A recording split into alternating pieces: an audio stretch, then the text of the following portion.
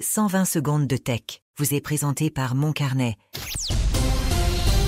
C'est l'édition du lundi 14 avril. C'est aujourd'hui que commence le procès opposant la Commission fédérale du commerce des États-Unis et Meta à Washington. La FTC accuse Meta d'avoir illégalement étouffé la concurrence en rachetant Instagram en 2012 et WhatsApp en 2014. Si la FTC l'emporte, ça pourrait forcer une scission de l'entreprise. La décision est importante dans cette affaire car elle pourrait redéfinir les règles antitrust à l'ère des plateformes gratuites et marquer un tournant pour la puissance des géants du numérique.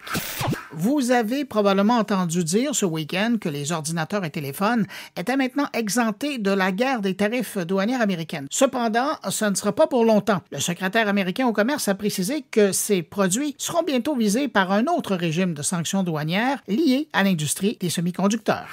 Apple travaille sur 2 nouveaux casques Vision Pro avec l'objectif de les rendre plus légers et moins coûteux. L'un d'eux pourrait se connecter directement à un Mac pour des usages professionnels à faible latence.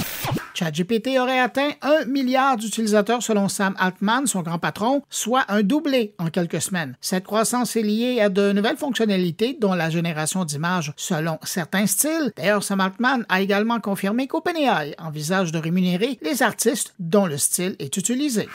Google intègre désormais des liens internes dans ses résumés faits par intelligence artificielle, ses AI Overview, renvoyant vers ses propres résultats de recherche. Testé pendant un mois, cette fonctionnalité vise à faciliter l'exploration des sujets connexes sans requête supplémentaire.